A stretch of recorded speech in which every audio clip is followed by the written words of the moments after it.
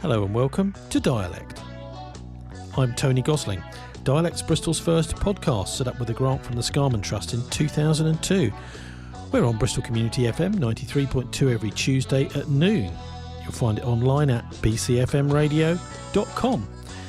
This week, quite a serious look at domestic violence, and most importantly, gender-free domestic violence, that is to say, treating men and women the same, which isn't happening yet. Also, Graham Moore is here. He's taking a High Court action for the right to bear arms. Traditionally, that was the feudal lords and the trade girls who were the only people allowed to have guns. Actually, in those days, of course, it would be swords. Dialect's produced by volunteers. We're online at dialectradio.co.uk. And if you want to join in, contact the People's Republic of Stokes Croft, just off Jamaica Street. I'll have contact details at the end of the show. Well, I'm joined now by Sean and Elinor from Gender Free DV. Sean, why gender free? Well, gender free, it kind of trips off the tongue. But it's about domestic violence, isn't it? That's what DV stands for. Well, DV and domestic abuse, more recently coercion and control, which is the latest approach to domestic abuse. But the gender aspect of it is to really try and get across that this is a gender inclusive crime. Why is that necessary? Well, because most of us think that it isn't. In what way?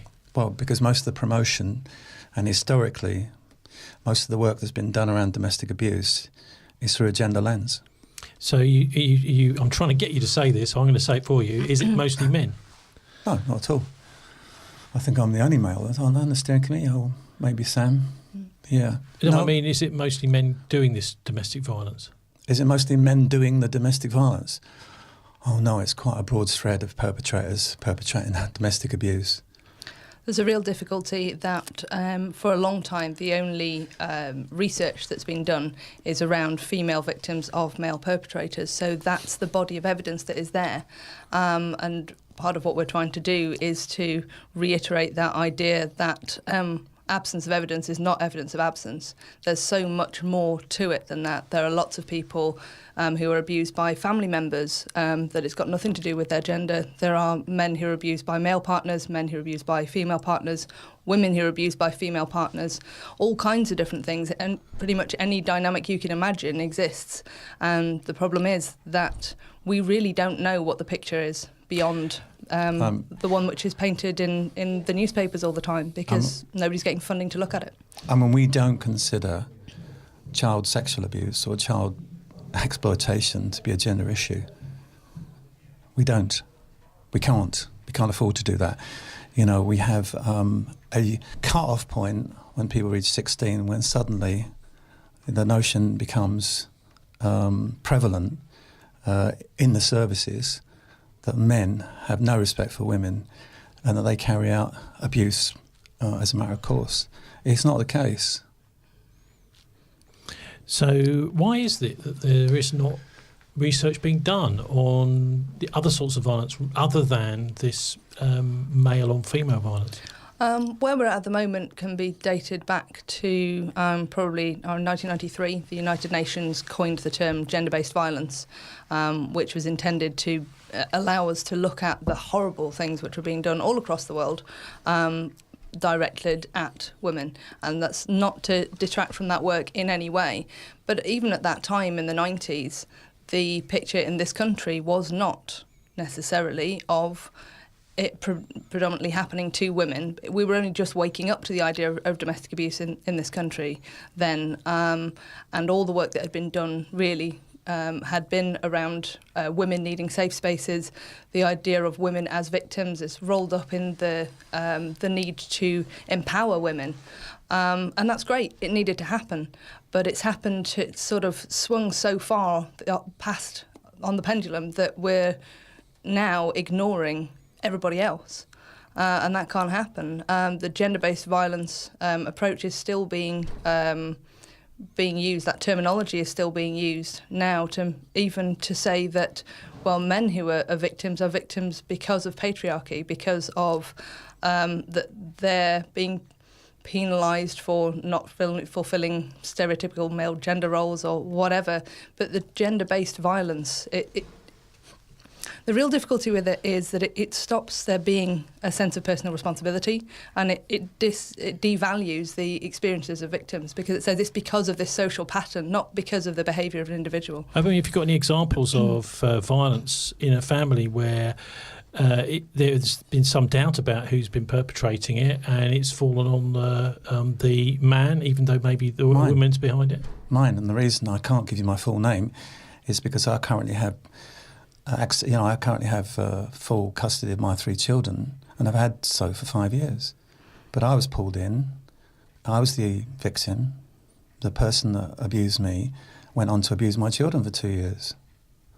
Look, the problem we've got here, and to answer your question earlier on about data, there is data, but we've also got an industry where only gendered data gets funded from government. We've got an industry where the only respondents to that data come through Women's Aid and Refuge. We know for a fact that within the LGBT community that gender on the tin is the one thing that prevents people coming forward. We also know that with HBA, honour-based abuse, the greatest predominance of honour-based abuse is from women. What mothers. is that? What is honour-based abuse?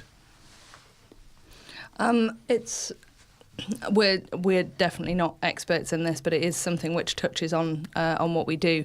There are certain cultures often associated with certain parts of the world where the behaviours of how people are expected to behave in terms of doing what their family wants, particularly around taking partners that their family wants, making marriages that their family wants, are so strong, or their sexuality. The incredible thing is that actually that was the way things were in Britain, possibly, post-war, pre-war, If you go back a little while, maybe 100 years or so in Britain, there was a lot of that sort of thing going on. We are in a different landscape in terms of gender right now. My children are, the gender landscape is totally different. So this is not sustainable. Secondly, the person who started this, Erin Pitsey, back in 1971, with the Chiswick female, the refuge there for women, she understood that the vast proportion of those people that came through that refuge, women, were abusive to their children and needed help. She was one of the few people, and the only person at that time who reached out and helped those women, that also was interested in helping their very errant and unpleasant husbands and dealing with them. This issue has moved far, far away from where it started, and we're in a far, far different landscape than where it's it's even. It's basically social services and police mostly at the front line here. Sadly. Do you think they know what they're doing? Well, we work with the police, and the police have been the first to respond in a positive way.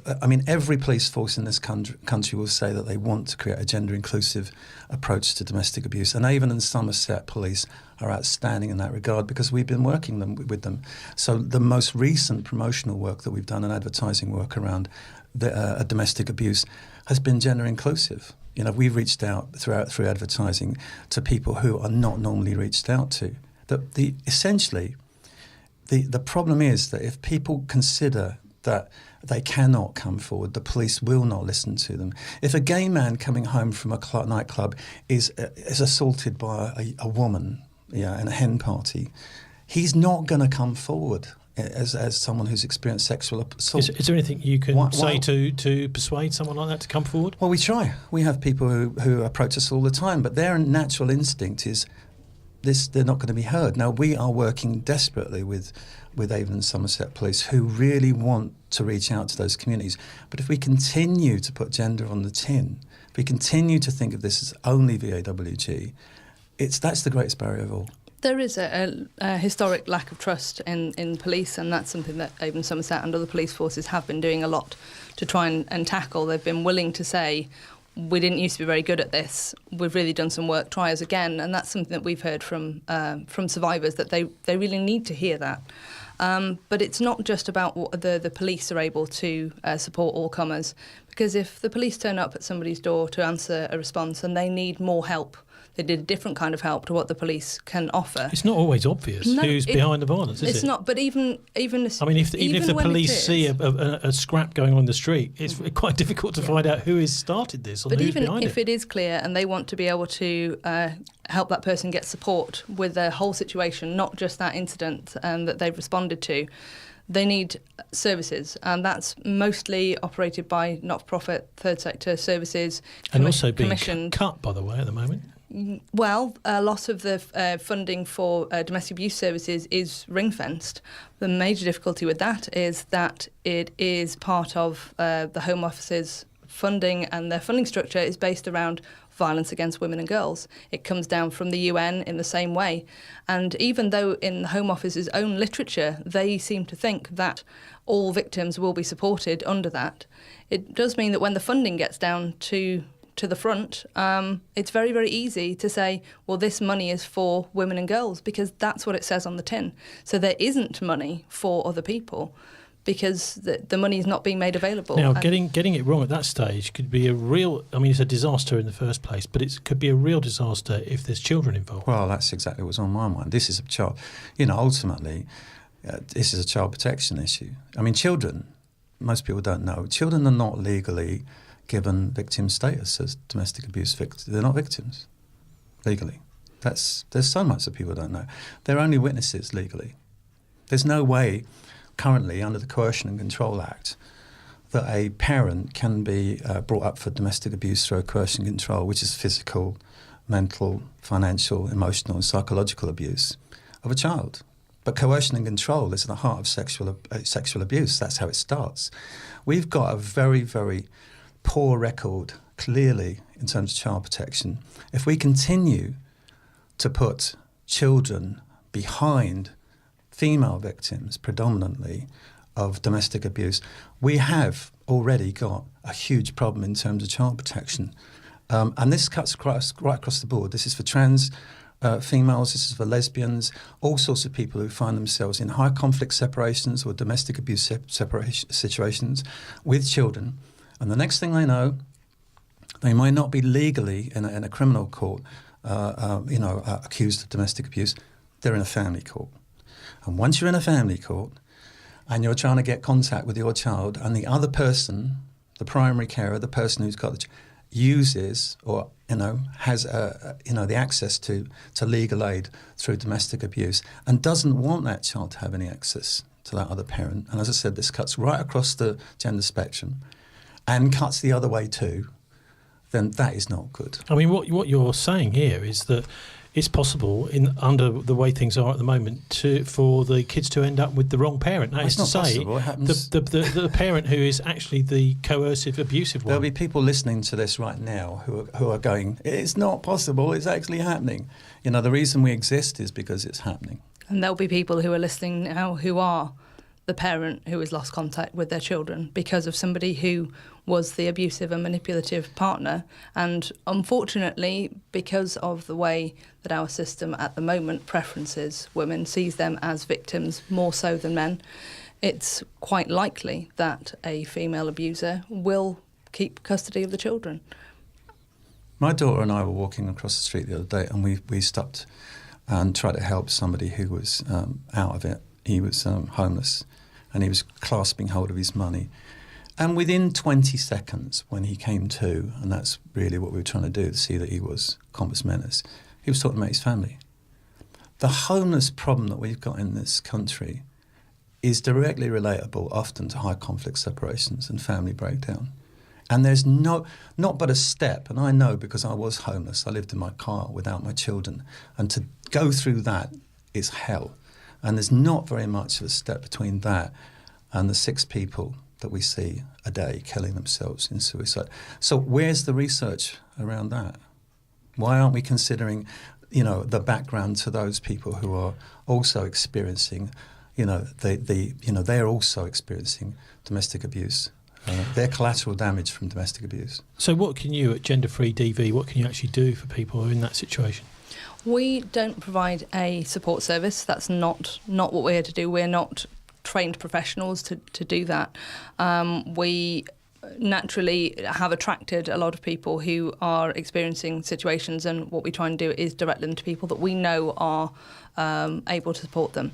But what we're trying to do is change the landscape.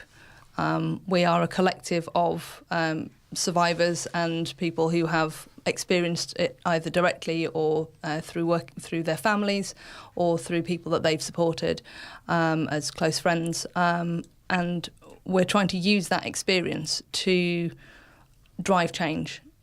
Those statistics are all very well, but what we can offer is a real qualitative understanding of dynamics of abuse, particularly in groups which have been called silent groups: disabled, male, LGBT, also lots and lots of women who they don't get access to support because they don't play the game properly. If they are not ready to leave their abusive partner, there are many services who will turn them away. That if you're continuing to have contact with them, or you're not doing it properly. Unfortunately, there are lots of people who they make difficult choices for their children, and that means they have to turn away from services. So the picture is just so much bigger, and we're trying to make that available to people.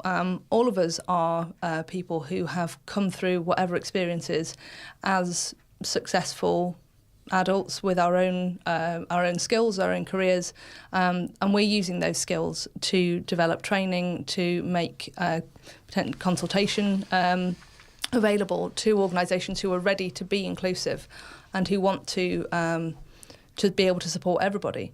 I think it's you mentioned that funding's being cut, and I think that the only way that we can respond ethically to this situation of austerity and limited funds is for services to be able to and willing to support all comers. Sean, Elinor talked then about people being able to play the system, play the game. Yeah. Now, this, of course, if someone is, how could you say, not necessarily as intelligent as another partner, that somebody is in a situation where they're grappling to actually understand the system, that might mean they lose their kids.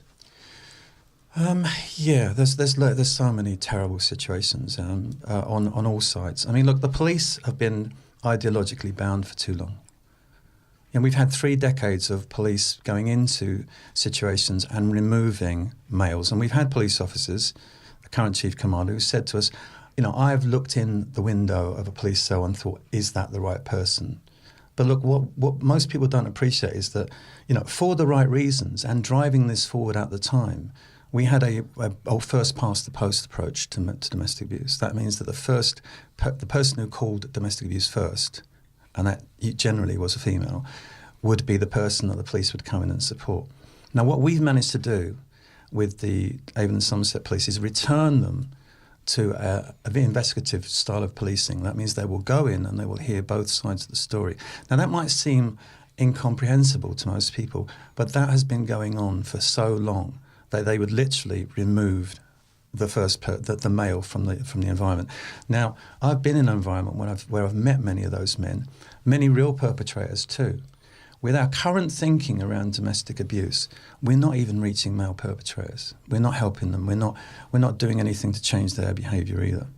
And I know because I've been around those sorts of men, and there's a lot of mutual abuse as well. Our concern here really is about child protection and around how children, are affected by this going forward. If people can't resolve these issues together, they will end up in family court. They will end up calling the police. Our view is this. This is a public health issue, Tony. It's something that should involve mental health services and public health. All right, we should put all our money into one pot with the NHS, who want to work with survivors because they understand we know how the system works, right? So the NICE report suggests that happens. If we could get an integrated, holistic approach in Bristol, of all places, Bristol, an holistic approach to domestic abuse, a one-stop hub, anybody can go through that door. It's a portal that anybody can go through. Now, once you're through there, if you do have violence against you as a woman, if you do have issues in terms of your transition, from a coercive partner, if there are child protection issues, we'd hope that the services could come together in the way that they currently do, multi-agency services, rather than on a police footing, on a family support footing. For those people who deserve to be driven into and out of the family and into courts and prosecuted, yes. But for those people who are suffering from various, either mental health issues or in terms of, poverty or drugs or other issues, there should be a way of assisting them, and it should be child-centred. Sean, what have you learned from your experience with your own family? Well, any victim, I grew up in the care system, okay, and I developed something a long time ago to champion young people in the care system. And I understood then and understand now that the difference between victims and survivors isn't just a kind of bigging up victims and calling them survivors. I think personally I feel that I've become a survivor because it's allowed me to understand context. If I don't understand why I was dragged away from my children when I was changing their nappies by 3 police officers and didn't see them again for three or 4 months, if I didn't understand that was a policy at the time, I would have thrown myself off a bridge. So what separates me from being a victim is I have context around what happened. Look, Eleanor's absolutely right. We are at the cutting edge of affecting practice, provision, and policy.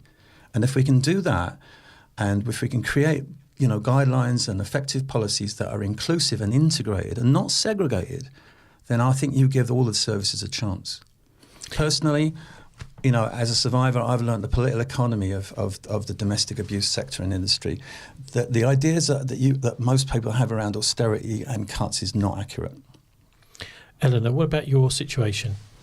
I mean, what happened to you? I'm not going to talk about my own personal situation, but one of the things that part of what brought me to this was supporting several of my very close friends, 2 of them men, one of them a woman, and seeing that they, even if they got to a point where they would recognise that what they were experiencing was abuse and it was truly dreadful, that they would not have anywhere to go. They would not be able to seek help. Both of the men that I was good friends with, that I supported as far as I was able to, were big rugby player build guys. One of them, his partner, was absolutely tiny. You would look at that couple and he was burly, tattooed, skinhead, half his teeth missing. You would think, if you just looked at them and she looks unhappy, you'd think, oh, hang on a minute, what's going on here then? But the reality was that she had serious mental health problems. He was trying to support her as best he could through that, through being a supportive partner. And she took and took and took everything. She would prevent him from seeing his friends. He would come into our house and, having been allowed out for the evening, and come 8:30, 9 o'clock, there'd be a telephone call. Oh, put me on speaker, your friends say hello. She wanted him to prove that he was where he said he was. And then half an hour later, oh, I'm feeling really low. I don't think I can be in the house on my own anymore. And he would have to go home. And the absolute worst thing was the point where she got pregnant. And I'm not going to accuse somebody of getting pregnant on purpose, but it certainly looked that way because he was ready to leave. And they ended up with 2 children, and him knowing how fragile her mental state was, that he would not leave his children with somebody that unstable. The only way that he could protect his children that he didn't even consent to have, was to stay and continue to suffer that abuse. And when her weapon was to manipulate his past, when he'd lost a very, very good friend to suicide, and that was her ultimate weapon. Every time when she felt she had no more control left, would be say, I can't take it anymore, I'm going to kill myself, because she knew that was the big red button. And it was just awful to be able to be powerless and to know that there was really nowhere that he could go, because if he did, she would present as a victim. She seemed like a victim just to talk to her. She was a victim of her own mental state, not of anybody else. But that's not what a professional would most likely have seen. Just sorry, son, but what I wanted to add to that was that I don't know how. There will be people who know a great deal about this and maybe even work within this industry. There'll be people who are experiencing this, and there'll be people who just, as I did before this happened to me, and before I walked across that threshold and that dark door, just, know very little, and we know what we're led to believe. The fact that the sector itself and the experts itself and the law itself has moved away from domestic violence to what's now called coercion and control is highly, highly significant for a non-gendered approach to this. Do you think that's a real positive thing? Well, I do, but it's also something that we've got to be allowed to be able to promote out to all of the groups so that we understand that coercion and control can operate, for a trans. I suppose in a way it's a sort of precursor to the violence, isn't it? In a relationship. Well, it doesn't have to be. That's also a misnomer. It doesn't have to be. Coercion and control itself is exactly what Elinor just pointed out in terms of that person being being manipulated and controlled. So that some people use violence but other people don't have to. Children are used, as Elinor just said. Children are used to be able to hold people. I mean, most people will understand that in a transition for a female transitioning, that is someone who was married once as a male to a female with children. It can be the transition itself that their ex-wives are controlling. So their coercion and control becomes around how they dress, what they eat, what they can and can't do, who they see. There's no violence or homicide or femicide at the back of that. It's really about holding on to somebody and making them do things that they don't want to do. So is there any, I'll ask you both this, warning signs that this sort of thing might be brewing in a relationship? Well, it's interesting. We're 18 months into having the coercion and control law. And at the time when it came in, there were the head of CPS at the time. And that's the Crown Prosecution Service. The Crown Prosecution Service, whose name escapes me, unfortunately. I'm dreadful with names. But said in interview at the time that it was going to be extremely difficult to prosecute these cases. And that's because it requires us to look at a pattern of behaviour. And that's something which the criminal system hasn't ever had to do before. It's been a single incident, deal with the incident, where coercion, control, domestic abuse and stalking and harassment are often about patterns of behaviour. So our whole legal system is having to learn a different way to approach these things. But in order to try and be as inclusive as possible of potential behaviour patterns, the documents that are there to support the Crown prosecutors, which are all available if anybody wants to look them up, they give loads of examples of different kinds of behaviour, but also different kinds of ways it might affect somebody, changing how they socialise, changing how they go to work, changing how they live their life in so many minuscule ways. And again, one of the things that was such important things that was raised at that time was that so many of these incidents, these things which could be taken on their own as totally insignificant, but it's the pattern. It's the pattern that's used to control. It's the pattern of either demeaning, controlling, diminishing a person's sense of self, sense of control over their life. And it's something that we all, as a society, need to be willing to actually look at the people around us. And the crime survey statistics suggest that 1 in 5 households will experience domestic abuse at some point. So on a street of 20 houses, there could be 4 houses on your street where there's some form of abusive behaviour, maybe very early days, maybe non-violent, maybe just emerging. But we all have the power to use our eyes and use our gut instinct. That if something doesn't seem right, then we can say something. And we owe it to our friends, we owe it to our neighbours to be the people who are willing to sometimes ask the difficult questions and open their eyes to something that maybe they need help with, they need to do something about. We're caught in a catch-22 here, Tony, because if people are constantly bombarded with promotion that says it's not happening to you, it's happening to this at one end of the gender spectrum, it's happening there, and it's happening, to them only, they are really disinclined to come forward. And if they're really disinclined to come forward, or they don't know... Well, it's embarrassing too, isn't it, to admit that, oh, I'm a victim of being coerced or whatever. It's not such a problem for men anymore. This whole idea that men, are embarrassed, it is Isn't true. there that macho thing out there that men don't want to admit that they can't But there's all kinds of deal men. with the situation? I mean, I was probably more vocal and more sort of, emotional than my ex-partner was. She was. I just think many of these stereotypes don't exist anymore. I think men would be and are more willing to come forward. But what we've not acknowledged are the systematic, institutional barriers to that happening. When we've had, as we've explained today, we've had policing that's been profiling them. I mean, look back to how racism was in the 70s. We've had profiling policing around male and domestic abuse. That's just stopping now. We have services that won't, when they do call up, will make them fill out a questionnaire, for instance, male support lines, national ones, that when they ring up, the other person on the end of the phone will bring out a questionnaire to find out if they're actually a perpetrator. A different questionnaire because they're a male caller. That doesn't happen for women. We do not victim blame women. But if a male rings up, he's going to answer questions about whether he's a perpetrator or not. There are stats that will show you that men historically who did ring up those helplines were being siphoned off into the police.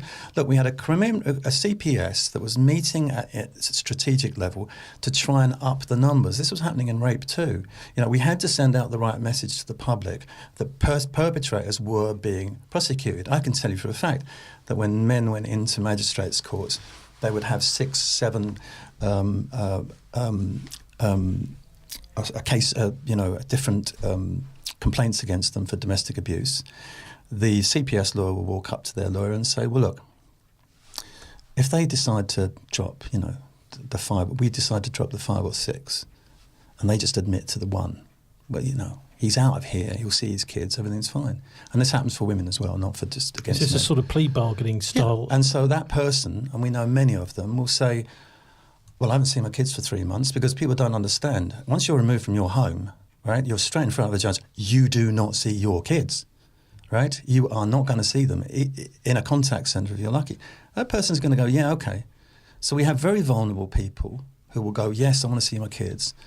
Once that's happened, you become part of the statistics. So, we have to look at you asked me what I've learned. What I've learned is what those systematic barriers for men are, as well as the personal barriers for men and women and trans males and LGBT people and elderly people. And we don't talk very much about elderly men being abused. There are groups of people who, as Elinor has said, are called silent victims. What about... They're not silent, sorry, they have been silenced. What about the warning signs, though, if they exist? What should people be looking out for? Well, it's a myriad of stuff, and we couldn't possibly... I mean, what we do as an organisation is we make videos. We use our experience, all that myriad experience that we've had because we've listened to survivors, and we funnel that back into police, and they really respect that. They really need it because the officers, as Elinor said, go in and they need to know more about the terrain of different kinds of relationships. So what we offer them is real life situations, Tony. We say, look, these are the sort of things that are happening in this situation. For instance, if you're currently a deaf male, what kind of help are you going to, who's been abused? What do you need? Well, you need to go into a police station with an interpreter, okay? You're going to need the same kind of support all the way through the services, so maybe to protect you, help you in court and all those kinds of things. So that's a system where deaf people may or may not want to disclose things, and they may or may not want to do that in a particular way. So we look into the intricacies of that to try and help police officers. Currently, and sadly, we've only got a support service for deaf females, which is just beyond belief, really. It is, isn't it? I mean, that's a sexism of itself. What about if anyone's listening and either knows someone that might be able to make use of your services, or is a survivor that actually feeling, well, I'm on the same wavelength as these people? Well, there are support services available. There are national support services. There are local. Our local in Bristol area would absolutely recommend the victim support domestic abuse. They support both men and women across the gender spectrum, across all ethnicity, sexuality. I couldn't recommend them enough. And that's who at the moment, and in this local area, that's who we would put our trust in. There are other services that will do well by individuals, but I wouldn't say at the moment this city is particularly good at dealing with anything which is out of the ordinary. What about if people are thinking I'm on the same wavelength as these people? I'd like to help. We have quite a healthy steering group committee of diverse. We are the only, I think, diverse survivors group, aren't we? A charity. We are cut right across the spectrum, and we include. And there are many, many women who have experienced this. They've either had abuse from their mothers, or they experienced it because they've had second marriages, and they see how their current partner is being abused by the previous, partner. There are lots of women involved in what we do, and we welcome. And we are not MRA or. We are not ideologically bound. We really want to try. MRA? Well, it's a men's rights thing. We are not. Okay. We are not bound by any ideology. We are not against anybody. What we're trying to do is we're trying to create an integrated, holistic approach to this problem, and that should really appeal to people in Bristol. If they want to come forward, they can connect with us through. Yeah, if anyone's interested in what we're doing, we've got a website. If you look up genderfreedv.co.uk, if you look up genderfreedv on Facebook, you'll find us. If you look up genderfreedv on Twitter, you'll find us. Look us up on YouTube, you'll find over 20 short films and videos that we've made around awareness raising of all kinds of different issues. And do get in touch if you've got a story you want to share.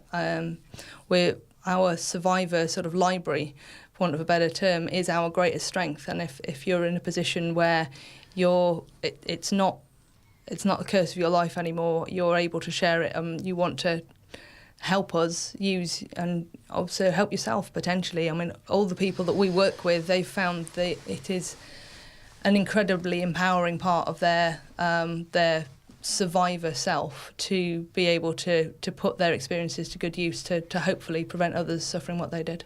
But the Ministry of Justice at the moment and the NHS both urge any commissioning agency, anybody who works in the sector, to work with survivors groups. We are the only diverse survivors group, and we put ourselves forward to do that. If there are people listening who work within the sector, we're not a threat. This isn't pie. We're not trying to take things from anybody. There's enough pie to go around. It's not about that. What we're trying to do is to bring the same ideas that we have more generally around inclusivity and diversity to this issue. If people would like to support us, they don't have to be survivors. They don't have to be advocates, but what we have, and we can use their skills in all sorts of ways, but what we have found is that those people who are survivors right across the gender spectrum want to help other survivors. Okay, Elinor and Sean, thanks very much for joining us on Dialect, and I'll leave a couple of those links, that is to the victim support, domestic violence, and to your own website up on our show page, which is thisweek.org.uk. Thank you. Thank you. Sean and Elinor there from the Bristol charity Gender Free Domestic Violence. And I'll put, as I said, links on our show page to the main websites they talk about. That's their own website, and also the victim support website for domestic violence too. That's all for this week. Dialect's Bristol's first weekly MP3 podcast. You can download it to listen on your phone or in the car. Subscribe and listen the week before broadcast if you like at dialectradio.co.uk. Thanks to our guests Sean and Elinor from Gender Free Domestic Violence, the Bristol-based charity. Also to Graham Moore, who's taking his court case for the right to bear arms. Also to studio engineer Dave Blazanko. Dialect's a Bristol Broadband Co-op production. Catch us on Bristol Community FM 93.2 every Tuesday at noon, and anyone can contribute. Contact us through the People's Republic of Stokes Croft, just off Jamaica Street, on 0117 909 6897, or the website prsc.org.uk. Or you can go to the National Volunteering website and volunteer for all sorts of things all over the country. That's do-it.org, and you'll find us there. That was Dialect, and I'm Tony Gosling, wishing you a very good week. Thanks for listening. Till the same time next week. Goodbye for now.